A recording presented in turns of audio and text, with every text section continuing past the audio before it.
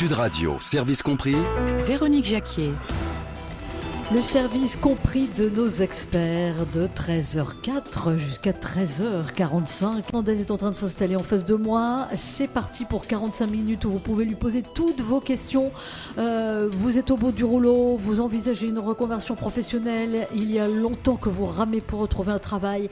Évidemment, Anna est là pour vous, le 0800 26 300 300. Et puis elle va nous donner ses petites astuces. Anna, elle va nous dire comment communiquer facilement en entretien d'embauche. Ça peut évidemment nous permettre de retrouver du travail. Donc on va parler de ça dans un tout petit instant. Je vous rappelle, pendant que vous composez le 0800 26 300 300, puisque nous attendons nombreux vos témoignages, qu'à 13h45 pour aller jusqu'à 14h, ce sera le bureau des vérifications. On verra les répercussions de la loi Allure dans notre vie quotidienne. La colocation aujourd'hui, la colocation qui est davantage encadrée depuis l'été dernier. On va faire un bilan avec les plus et les moins. Mais d'abord, le 0800 26 300 300 pour être avec Anna Fernandez. À tout de suite.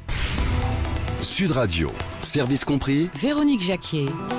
Et le service compris d'Anna Fernandez. Anna qui dirige le cabinet Énergie Coaching à Paris. Bonjour Anna. Bonjour Véronique, bonjour à tous. Et bienvenue comme tous les lundis dans ce Sud Radio Service compris. Alors Anna, pour ceux qui viennent de nous rejoindre, je rappelle que vous dirigez donc le cabinet Énergie Coaching à Paris, mais vous avez aussi des missions dans toute la France. Et rappelez-nous ce qu'est un coach en recherche d'emploi. Alors, un coach en recherche d'emploi est un facilitateur qui vous permet de décrocher des entretiens et, si possible, bien sûr, de les réussir pour décrocher un job. Et alors, je suis sûre qu'il y en a qui nous écoutent, évidemment, et qui se disent oui, c'est joli comme ça sur le papier, mais enfin, ça va pas aller beaucoup plus loin, et c'est pas avec ça qu'on va retrouver vraiment le travail dont on rêve. Alors, qu'est-ce que vous dites à ces personnes qui nous écoutent, qui n'osent pas prendre leur téléphone pour composer 0800 26 300 300? Je sais qu'il y en a, évidemment, on les invite à le faire, mais ceux qui sont encore réticents à aller vers nous, qu'est-ce que vous leur dites, Anna? Alors, ce que je leur dis, c'est un coach en recherche d'emploi, diplômé, professionnel comme le sont moi-même et mes collègues. Ce que nous pouvons leur apporter, c'est une confiance en eux, dans leur projet professionnel, savoir se vendre en entretien, savoir valoriser leurs compétences et leur expérience professionnelle dans leur CV, et surtout cibler les entreprises ou comment répondre à des offres. Donc en fait, on ne fait rien à leur place, mais on les accompagne, on leur donne envie, on les met dans une dynamique pour réussir ces entretiens. Et surtout peut-être se dire que la vie a plus d'imagination que nous, donc qu'on peut toujours rebondir. Oui, et surtout que peut-être qu'aujourd'hui nous avons des freins, des croyances sur le marché de l'emploi, sur son parcours, qu'on n'a peut-être pas fait le deuil d'une dernière expérience professionnelle et qu'on croit qu'on ne vaut plus rien sur le marché, trop âgé, pas assez diplômé, trop jeune, peut-être avec un faciès. Bon, on a chacun des idées sur pourquoi on n'avance pas, pourquoi on n'ose pas. Donc le coach, en fait, ça vous permet d'oser. Finalement, en fait, le coaching, ça permet d'enlever les barrières qu'on se met tout seul. D'enlever des barrières, de les confronter à la réalité du marché, parce qu'il y a peut-être des barrières qui sont réalistes, mais sûrement beaucoup d'autres qui ne le sont pas. Donc ça, c'est important. Et surtout, de voir où veut-on aller. C'est d'être clair dans son projet professionnel. Si on est clair dans son projet professionnel, on le verra pour l'entretien, on sera clair dans sa communication. Alors justement, pendant que les auditeurs appellent, pendant que les auditeurs composent le 0800 26 300 300, et je vous invite à le faire tout de suite, ce numéro, parce que comme d'habitude, si j'ose dire, depuis maintenant plus de 3 semaines, depuis que cette émission s'est installée, eh bien vous êtes nombreux à appeler, mais vers 13h40, 13h45, quand il est temps de rendre l'antenne et quand il est temps que Anna Fernandez, évidemment, retourne vaquer à ses occupations professionnelles. Donc, vite, le 0800 26 300 300, si vous voulez être sûr de profiter sereinement et longuement de l'expertise d'Anna Fernandez qui se met donc à votre service. C'est le concept de cette émission. Donc, Anna, pendant que les auditeurs appellent, vous nous donnez des astuces aujourd'hui, communiquer facilement en entretien d'embauche pour le réussir. Ça veut dire quoi, ça, communiquer facilement? Alors, si vous êtes convoqué à un entretien, le petit préliminaire, c'est que le CV a donné envie de vous rencontrer. Donc, pour moi, l'objectif de cet entretien est de conforter la bonne impression qu'a donnée votre CV. Donc, en fait, c'est de conforter la confiance et de rassurer le recruteur qu'il ne s'est pas trompé, qu'il ne perd pas son temps en vous rencontrant. Donc, ce que je vais vous donner comme astuce, comme piste, c'est quoi mettre en avant sur le fond et sur la forme pour réussir cet entretien. Tout repose sur la préparation. On ne peut pas venir en touriste à un entretien, même si on a été appelé 2 jours avant. Des préliminaires simples, vérifier l'itinéraire pour y aller, combien de temps je vais mettre. Oui, ne surtout pas arriver en retard. Ne pas arriver en retard. Vaut mieux arriver 5 minutes en avance, quitte à traîner en bas, mais prendre le temps de l'itinéraire, de savoir qui vous allez rencontrer. Est-ce un directeur des ressources humaines ou un opérationnel? Le googliser. Les réseaux sociaux aident beaucoup à savoir qui est qui. Connaître l'entreprise, son secteur d'activité. Si c'était une offre, on essaie de savoir pourquoi ils recrutent telle fonction. Si c'était suite à une candidature spontanée, de voir dans mon parcours qu'est-ce que je pourrais leur apporter. Donc le discours va un peu changer également sur la forme. Donc ça, c'est très important. Je fais une toute petite parenthèse sur l'habillement, sur le savoir-paraître. Voilà. Je conseille de venir en tenue, on va dire, traditionnelle. Donc, costume, cravate pour les hommes, même si c'est un poste d'ouvrier ou sur le terrain. Et pour les femmes, quelque chose aussi de très classique. On peut rester féminine, mais très, très classique. Vous aurez tout le temps, pendant l'insertion au sein de l'entreprise, de vous adapter à la tenue et au rythme de l'entreprise. Donc voilà, on pourrait en refaire une émission sur l'image professionnelle. On en reparlera dans quelques semaines.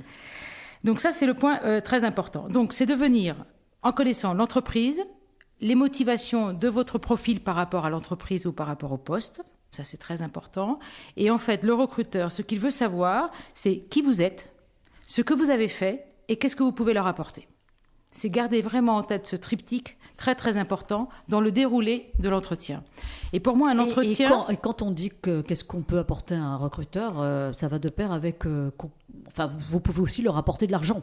C'est-à-dire comment faire fructifier comment développer l'activité de l'entreprise, bien entendu. Tout à fait, voilà. Non, mais ça, c'est le plus important quand même. Hein. On n'y pense pas. Non, mais on n'y pense pas forcément. C'est vrai. Et moi, on me l'a souvent dit. Vous êtes un investissement, donc qu'est-ce que vous rapportez? Qu'est-ce que vous rapportez? Futur salarié, on est un investissement, donc il faut rentrer dans la catégorie. Et donc dans le discours, c'est en faisant part d'exemples concrets de réalisation, c'est montrer ce que vous avez réussi par ailleurs et que vous pourriez refaire chez eux, voire même améliorer. Donc c'est vraiment très important. Ce que je voulais dire, c'était il faut être clair dans ce que vous voulez faire. C'était le troisième point, c'est quel est le projet professionnel, votre projet professionnel, qu'est-ce que vous allez leur apporter, et non pas ce qu'ils peuvent vous donner. Souvent, quelquefois, en entretien, on pourrait se mettre en position, j'ai postulé parce que c'est une belle enseigne, de luxe par exemple, un endroit géographique, ça m'arrange, c'est à 15 minutes de la maison, ok, mais le recruteur, quelque part, ça lui est égal, c'est qu'est-ce que vous allez lui apporter. Et non pas ce que ce que lui va vous apporter en termes de développement de carrière, de projection ou d'ambition. Oui, parce qu'il ne faut pas perdre de vue non plus que le recruteur, éventuellement, il a 150 CV sous la main. Donc, oui, minimum en ce moment. Voilà, tout à fait. Donc c'est vrai qu'il se projette en vous aussi de savoir dans 5 ans, dans 3 ans, qu'est-ce qu'il va faire de votre poste, de votre profil. Donc tant mieux si c'est un investissement pérenne, mais c'est très important de le mettre en avant. Ce que je voulais dire aussi sur l'entretien, très important, ce n'est pas un jury, ce n'est pas un monologue de l'un et de l'autre. Un entretien réussi est un échange. Donc il faut susciter la conversation justement dans l'entretien. Voilà, il faut susciter la conversation par des questions, il faut être très attentif aux réactions du recruteur si vous voyez qu'il réagit ou il tique sur un élément que vous venez de communiquer. Il vaut mieux arrêter votre explication et vérifier auprès de lui qui suit. On reformule s'il le faut. Il vaut mieux lui dire attention, là j'ai dit quelque chose qui ne vous convient pas, vous pouvez m'expliquer ce qui ne vous... Je vais trop vite, est-ce que vous voulez des précisions? Vous voulez des précisions, etc. Il ne faut pas hésiter. J'ai l'impression que je vous étonne. Ok, on rebondit. Donc l'idée c'est vraiment d'avoir un échange pour être très clair. C'est d'être aussi dans la préparation, être préparé à des questions dites délicates. Souvent les clients me disent des questions difficiles. Moi j'appelle ça plutôt des questions délicates. Un trou dans un CV, une incohérence qui semble être un peu incohérente sur la formation, sur des profils. Donc d'être préparé à toutes ces questions en dehors des questions typiques sur qualité, défaut, prétention salariale, disponibilité. Bon, voilà. Aujourd'hui, ces questions restent toujours d'actualité, mais on peut en poser d'autres. Jean-Philippe a composé le 0826 300 300. Bonjour Jean-Philippe. Oui, bonjour à tous. Alors, vous êtes avec Anna. Votre question, votre témoignage ? Alors moi c'est une question, parce que je suis soumis comme beaucoup de Français aux entretiens d'embauche. Ça me panique un peu. Ce qui m'embête le plus avant d'y aller, c'est le langage corporel. Et je voulais savoir si aujourd'hui les personnes qui passaient les entretiens étaient formées là-dessus. Est-ce qu'il faut faire attention? Est-ce qu'il y a des choses est-ce que c'est éliminatoire? Voilà.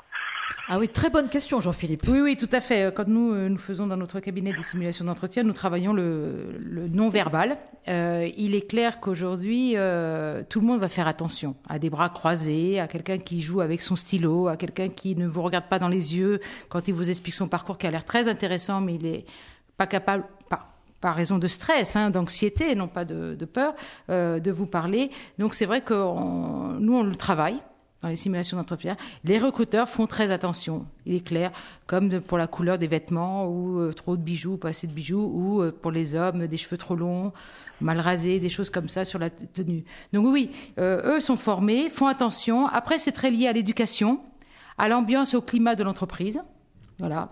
Il y en a qui sont plus à cheval que d'autres. Voilà. Après, c'est l'âge aussi du recruteur. Quelqu'un peut-être de plus de 50 ans, 55 ans peut être très attaché à un comportement beaucoup plus traditionnel qu'un autre un peu plus jeune. Ça dépendra. Mais oui, faites attention. Alors, un petit truc que je propose, moi, filmez-vous. Même quelqu'un vous filme en entretien, vous faites une simulation d'entretien avec même un téléphone ou une caméra. Filmez-vous, regardez-vous. Vous allez voir tout de suite, détecter tout de suite, vos tics, vos petits tics. Jean-Philippe, vous travaillez dans quelle branche ? Dans les vins et spiritueux. D'accord. Voilà. Donc sur les entretiens, souvent, on pense avoir réussi l'entretien et puis parfois il y a quelque chose qui est pas passé, on ne sait pas et on peut avoir des éléments de réponse comme ça.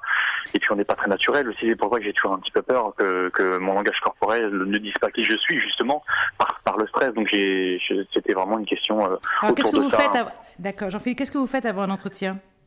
La veille, le matin, si vous avez l'entretien l'après-midi, qu'est-ce que vous faites pour vous détendre ? J'essaie de pas changer mes habitudes, justement, j'essaie de rien faire, pour essayer d'être le plus moi-même possible, j'essaie justement de rien changer à mes habitudes. Maintenant, après, forcément, je vais essayer d'éviter certaines sources de stress. Bon, voilà, comme tout, mais j'ai pas de méthode particulière. Ce que j'essaie de faire, c'est vraiment de rien changer pour que cette journée ne soit pas une journée si différente. C'est là que je risque de me perdre. Oui. C'est là que je risque de me perdre si je commence à changer des habitudes ou.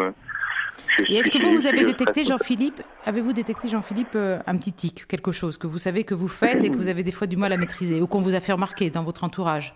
Oui, mais je sais pas si je pense pas que ce soit embêtant. Je remets mes lunettes avec mon nez. Alors, je sais pas comment vous dire.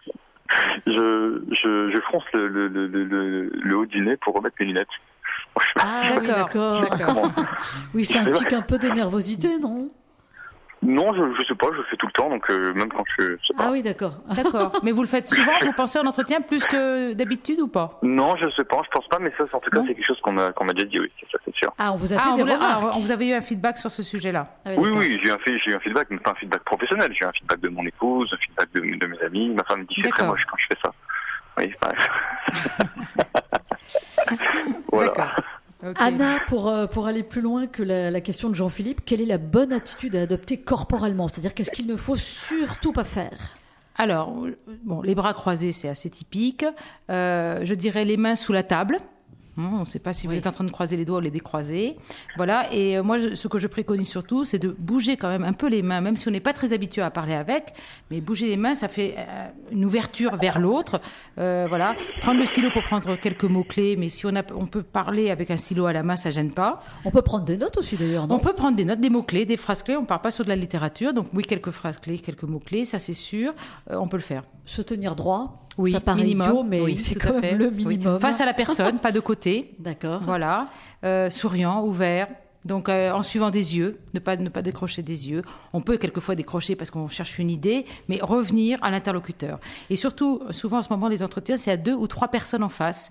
Passez bien de l'interlocuteur qui a posé la question d'origine aux autres. Il ne faut pas oublier les autres. C'est comme quand vous êtes avec des amis autour de la table, vous ne parlez qu'avec une seule personne. Les 2 autres vont se sentir un peu lâchés, un peu perdus. Il faut se vendre auprès des 3. Voilà. Et chercher le sourire et l'acquiescement d'un des 3, voire les 3 idéalement.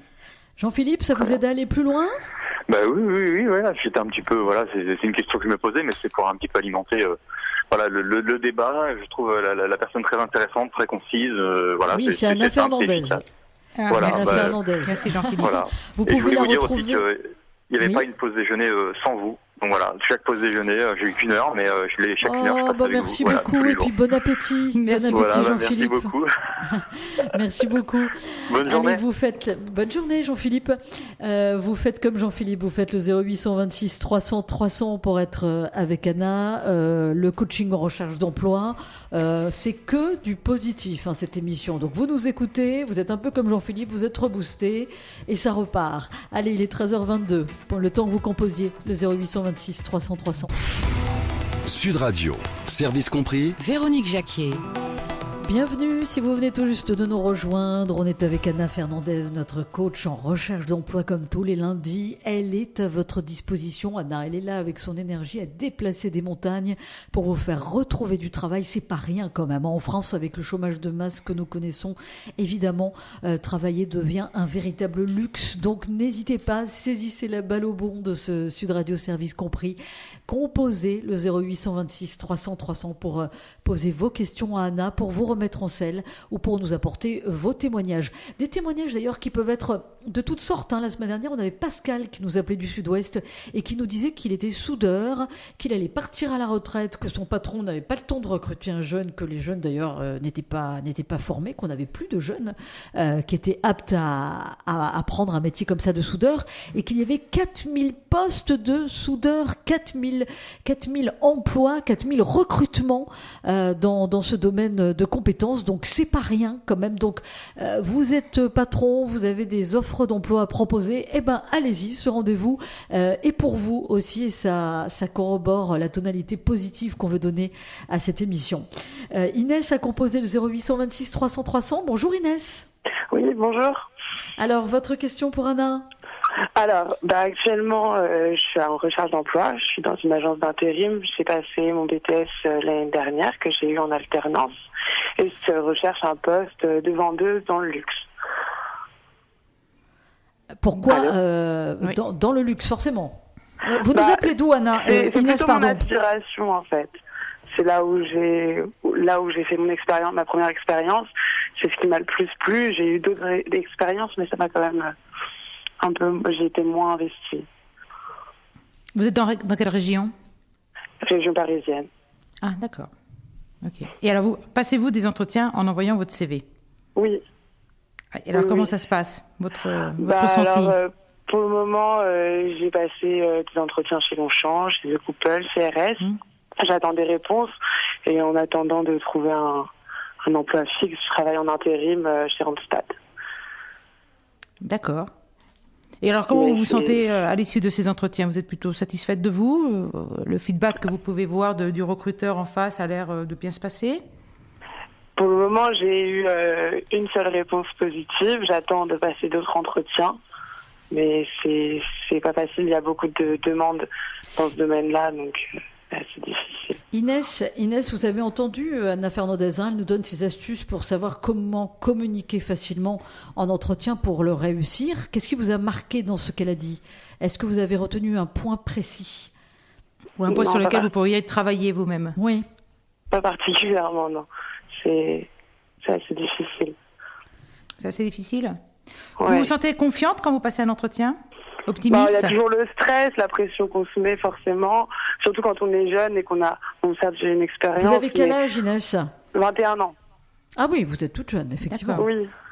J'ai passé mon BTS l'année dernière, et c'est vrai qu'en général on recherche des gens qui ont des expériences de 2 ans ou qui s'y connaissent vraiment bien dans les domaines particuliers. Moi j'ai travaillé en joaillerie, ce qui est quand même assez précis, et c'est pas toujours facile de se démarquer face aux autres qui ont des expériences plus longues et qui s'y connaissent un peu mieux dans le domaine du luxe.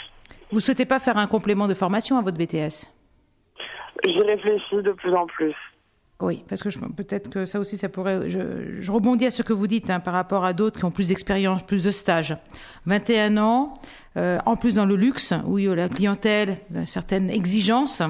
Je ne doute pas que vous puissiez vous assurer exigence la qualité. De maturité. Oui, exigence de maturité, de conseil, et de réagir également aux caprices, entre autres.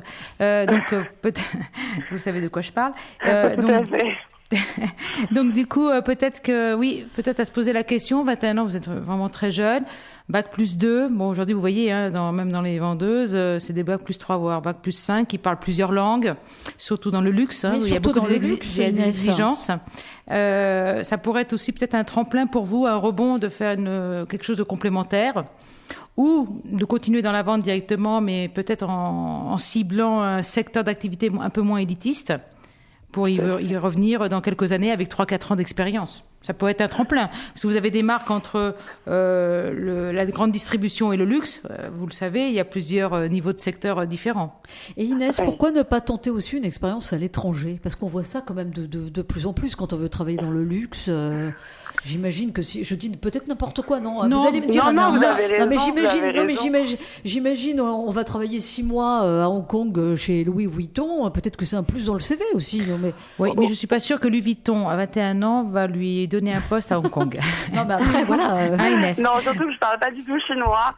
Donc, voilà. Et non, mais après c'est votre niveau d'anglais ou d'autres langues étrangères, c'est de savoir si vous avez besoin aussi parce que BTS, vous avez fait sûrement que de l'anglais, peut-être l'espagnol ou une autre langue. L'anglais, oui. J'ai pas fait en alternance, donc j'avais pas de deuxième langue à apprendre. Voilà. Donc peut-être de conforter soit votre expérience de vente, mais pas autrement en ciblant le luxe aujourd'hui. Tant mieux, hein, vous nous dites que vous avez réussi un premier entretien, que vous attendez la suite, donc ça peut être aussi un tremplin d'être formé par la maison, par l'enseigne. Nombre de personnes sont arrivées de façon très opérationnelle terrain et ont monté les échelons et ont fait carrière dans une belle boutique. Ce serait l'objectif. Ce serait l'idée, d'accord. Ou donner un complément de formation qui pourrait être intéressant pour vous, gagner en maturité, gagner en technique commerciale, et après pour faire une évolution. Mais ça, c'est à voir la suite des entretiens, évidemment. Et vous donner un délai.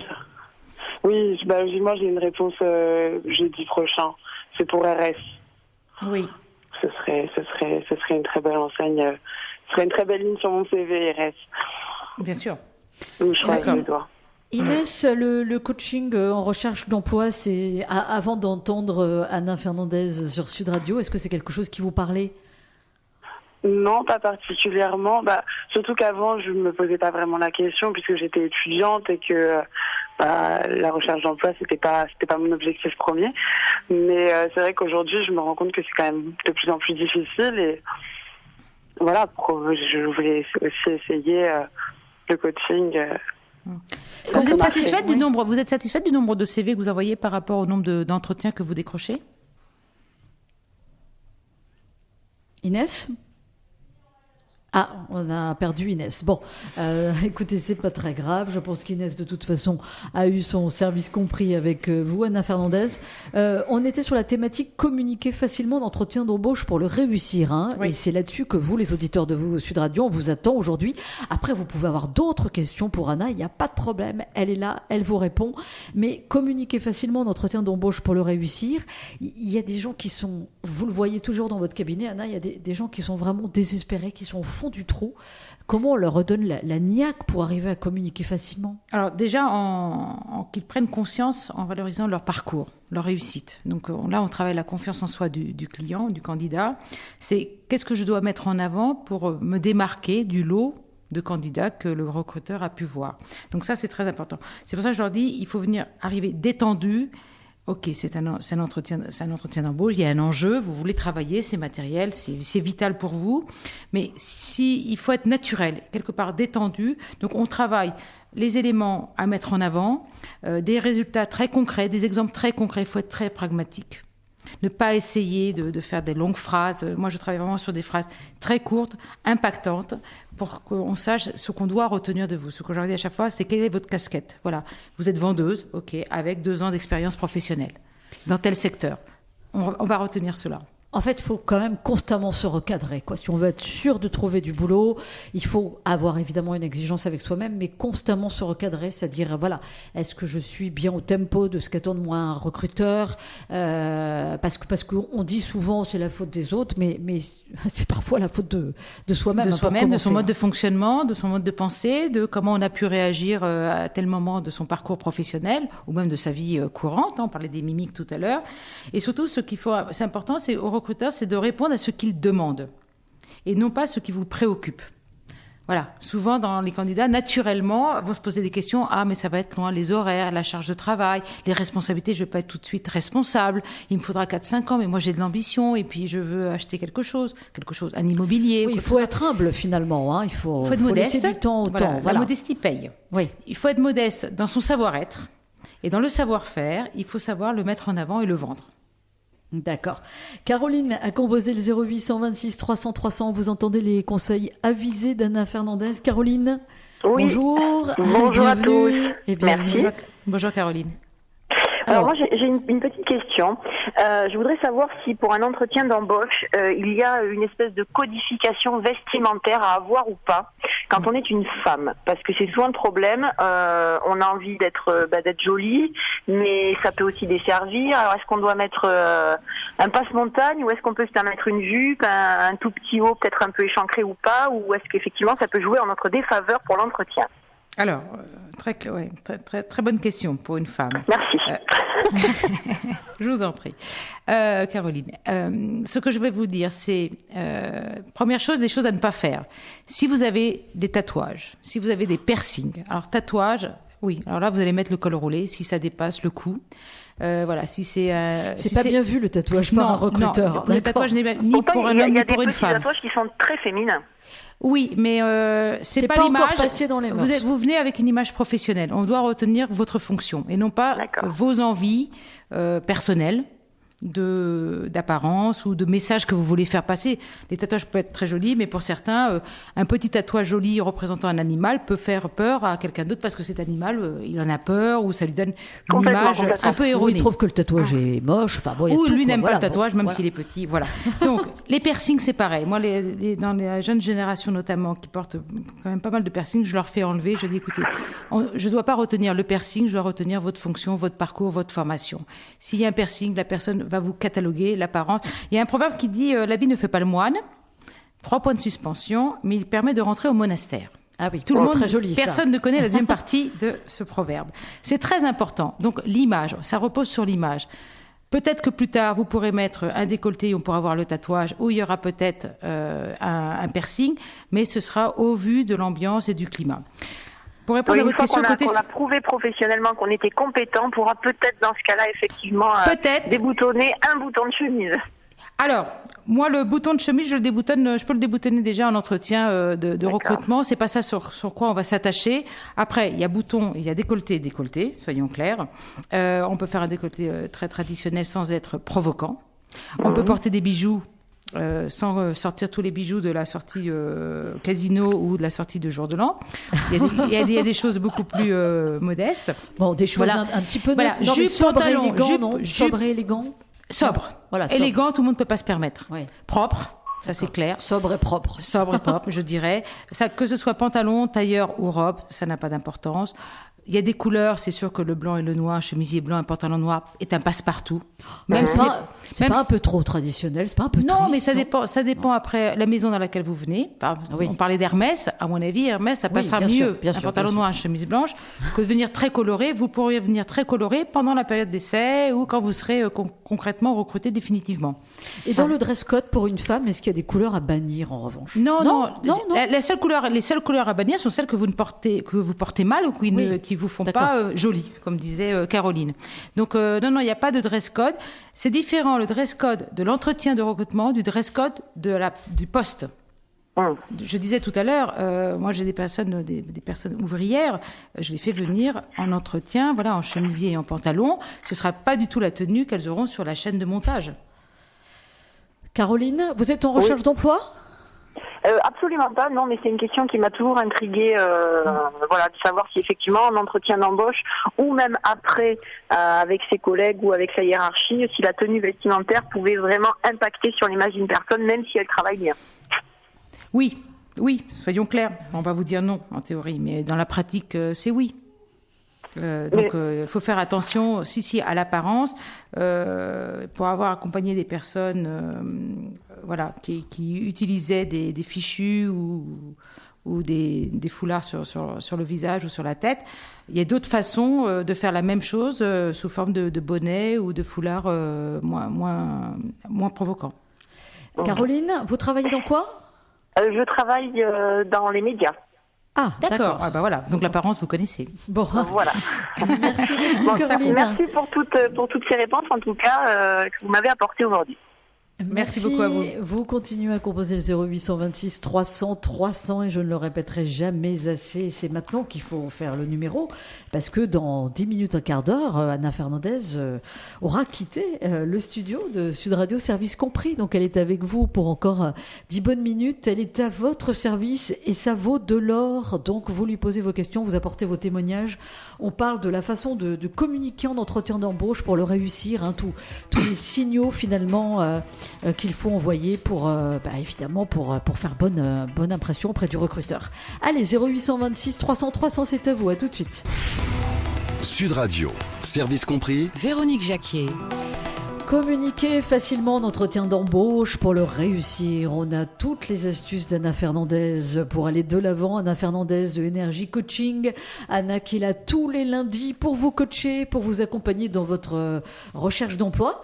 Anna d'ailleurs qui suit des auditeurs de Sud Radio, service compris. La semaine dernière, on avait Muriel de Limoges qui nous disait combien vous l'aviez remise en selle et c'est pas fini d'ailleurs. Non. Elle est au tout début de son parcours, Muriel. Et je crois que vous suivez Willy aussi, qui cherchait un emploi de comptable. Oui, de comptable auxiliaire. Donc, nous venons de terminer le CV.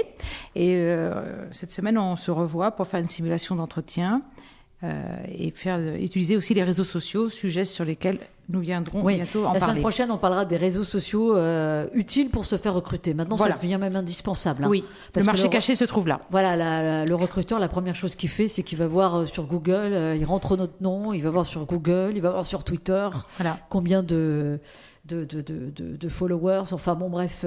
On en reparlera. Voilà, on en reparlera. Tout à fait. Donc Willy, remonte la confiance en lui, est plus clair dans son projet professionnel parce qu'il était également pas très clair. On a fait un CV vraiment passeport pour l'emploi, donc très clair, qui montre bien son parcours, qui l'a aidé donc à se présenter et nous, on est en train de s'entraîner, à qu'il reprenne confiance en lui. Et Willy, il est à nouveau en selle aussi, quoi. Hein. Il fait son bout de chemin. Tout à fait. Donc vous entendez Anna, ses conseils valent de l'or. En plus, elle vous accompagne hors antenne. Alors évidemment, pas tous. Il y a eu deux personnes qui ont été entre guillemets pas choisies, mais Anna a spontanément décidé de ne pas les laisser tomber. C'est plutôt ça. Anna, c'est pas qu'Anna les a choisis, c'est qu'elle a décidé de ne pas les laisser tomber. C'est donc Muriel et Willy. On leur demandera bien sûr de témoigner dans nos prochaines émissions pour savoir où ils en sont, puisque cette émission se veut résolument positive. Donc vous êtes à l'écoute, vous avez la moindre question à poser à Anna, vous êtes en recherche d'emploi ou vous envisagez une reconversion professionnelle, elle est là pour vous, n'hésitez pas. Le 0826 300 300, c'est le numéro qu'a composé Caroline. Bonjour Caroline. Bonjour. Oui, bonjour Caroline. Bienvenue dans Sud Radio, service compris. Merci beaucoup. Alors votre témoignage, votre question. Oui, alors voilà, je m'appelle Caroline, j'ai 24 ans et j'ai un petit problème, c'est qu'en fait moi je suis archi. Et du coup, dès que j'ai rendez-vous avec des clients, je suis pas crédible parce que j'ai que 24 ans et ils ont toujours besoin de l'expérience, etc.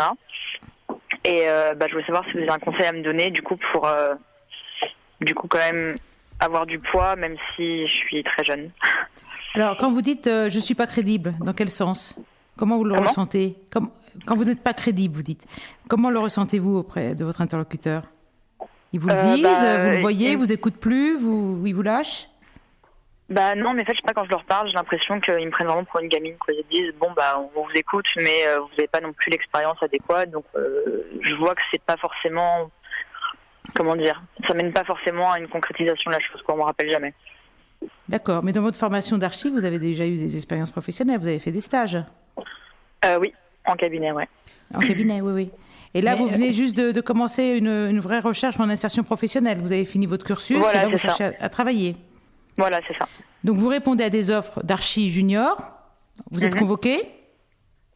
En fait, non, je fais ça que par contact, du coup. Par recommandation. Une boîte. Ouais. Voilà, c'est ça.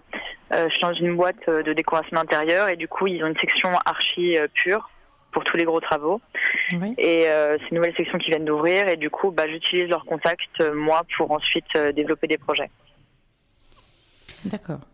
Et ce qui Caroline, fait que vous êtes dans un métier, Caroline, moi quand je vous écoute, vous êtes quand même dans un métier où effectivement on attend une forme d'expérience. Est-ce qu'il ne faudrait pas que vous vous dirigiez vers des cabinets ou même, quitte à travailler en freelance, vous travaillez avec des gros cabinets, mais vous travaillez longtemps? Parce que c'est comme ça que vous allez l'acquérir, votre expérience, et qu'entre guillemets, vous allez être crédible. C'est le cas dans beaucoup de métiers, hein. Non, Anna? Oui, tout à fait, tout à fait. Là, quand vous parlez de ce cabinet, vous permet d'avoir accès à leur carnet d'adresse pour vous faciliter des contacts, c'est ça? Ouais. D'accord. Et les missions, mais vous avez déjà travaillé avec eux pour des missions?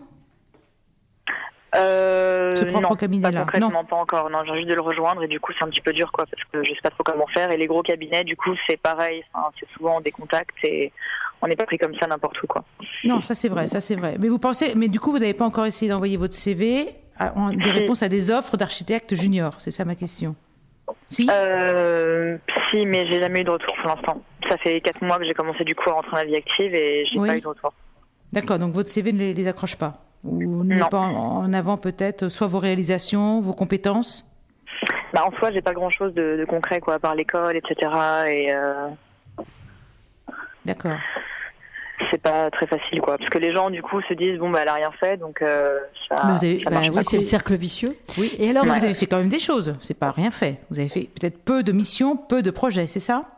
Oui, mais du coup, je pense que les gens, du coup, maintenant, ont beaucoup plus de mal à accorder leur confiance, et je sais pas du tout comment, du coup, les accrocher en dehors de mon CV, quoi. Et vous avez confiance en vous? Ou du coup, avec ce genre de rendez-vous un peu infructif, improductif, votre confiance aussi en a pris un coup. Du coup, oralement, vous vendez moins bien. Tout est dans le langage, possible. Aussi bien verbal que non verbal. C'est possible, oui. Je pense à cause de la force d'échec, ça bloque un peu. Parce que même la façon de présenter votre recherche, votre contexte, on le sent. D'accord. Un peu désabusé. Vous y croyez plus? Je sais pas, je m'en rends pas trop compte en fait quand je leur parle, mais oui, c'est vrai que j'ai pas forcément confiance en ce que je dis et ce que je fais, quoi. Voilà. Mais Anna, est-ce que Caroline n'aurait pas intérêt, du coup, quand je l'entends là, à tabler sur des petits architectes, entre guillemets, et à commencer avec quelqu'un qui lui mettrait le pied à l'étrier? Avec des cabinets de plus petite taille, peut-être, avec des missions peut-être moins avec importantes, des missions, avec des enseignes moins importantes, moins prestigieuses, mais où vous auriez vraiment un rôle à jouer. Non, c'est vrai que ça, j'y avais pas pensé. Ouais. Vous êtes sur quelle région? Île-de-France. Ah oui, donc normalement là, il y a un potentiel. Pas mal mais aussi, il y a la demande qui est énorme, donc du coup, c'est... Oui, mais toute la différence va être faite entre le CV, c'est sur les compétences, et après votre personnalité aux entretiens, à compétences égales. Donc si on ne vous sent pas optimiste et aller de l'avant, et de croire en vous et en vos compétences et ce que vous pouvez leur apporter, prête à vous impliquer, à vous engager, c'est ça aussi qu'ils recherchent. Je ne doute pas de votre implication et votre engagement. Alors, j'en doute pas. Ni de la qualité de votre formation et des projets que vous avez menés jusqu'à maintenant. Mais il faut sentir aussi de donner confiance à l'autre. Si vous avez confiance en vous, vous allez donner confiance à l'autre. Caroline, vous avez 24 ans. Est-ce que parmi vos camarades qui ont fait les mêmes études que vous, ils en sont au même point que vous? Ça dépend. Il y en a qui sont au même point que moi, il y en a qui sont réorientés, il y a un petit peu de tout. Et est-ce qu'il y en a qui réussissent surtout quand même? Attendez, c'est ça qu'on veut vous entendre dire, Caroline, il faut réussir, il faut s'accrocher. Est-ce qu'il y en a qui ont réussi? Et dans ces cas-là, j'ai envie de dire, ils servent un peu de locomotive. Vous leur demandez comment ils font. Par quel réseau ils passent d'ailleurs? Évidemment que le réseau est important. Oui. Mais ça ne fait pas tout. Vous voyez, la recommandation, oui, le réseau, ça ne fait pas tout. Vous avez accès à un carnet d'adresses, à des recommandations. Mais il faut faire très attention parce que plus vous en passez et moins vous les réussissez, le cabinet qui vous prête un peu ce carnet d'adresses, à un moment, va être un peu échaudé, refroidi, parce qu'il va se dire, je la recommande, mais ça ne fonctionne pas. Donc ça aussi, ça ne va pas jouer dans votre confiance et dans l'estime de votre potentiel, de vos compétences. Donc moi, je dirais qu'il faudrait peut-être travailler le discours. Alors peut-être le CV, peut-être est à revoir, mais le discours, de savoir qu'est-ce que je dis en 2 ou 3 minutes quand on me fait rencontrer quelqu'un qui peut me faciliter l'accès à un recruteur derrière. Il faut faire attention parce que ça, à un moment, vous allez peut-être brouiller, du moins casser toutes vos pistes là, et ce sera dommage parce que ça ne va pas vous aider à rebondir. Ouais. Il faut prendre le taureau par les cornes, Caroline. Ouais. C'est facile à dire, mais bon, vous avez composé le 0826 300 300 pour ça. Hein. Vous avez vu que les conseils d'Anna Fernandez étaient précieux. Si vous allez sur mon site, vous verrez, j'ai écrit des articles dans la presse sur différents magazines donc professionnels, sur l'insertion professionnelle comme Courrier Cadre ou Rebondir, des choses comme ça. Je parle souvent des entretiens, de comment reprendre confiance en entretien, comment passer des messages. N'hésitez pas à y aller sur energycoaching.fr. Energycoaching.fr. Voilà, vous retenez Caroline. Merci beaucoup. Merci d'avoir participé à Sud Radio, service compris. Et merci à vous, Anna Fernandez. On vous retrouve avec beaucoup de plaisir, évidemment, lundi prochain pour merci à vous tous. Tous vos conseils pour remettre en selle, évidemment, les auditeurs qui sont en recherche d'emploi. Lundi prochain, Anna, on parlera des réseaux sociaux utiles pour se faire recruter. Ça, c'est clair, hein, on ne peut plus y échapper. Voilà.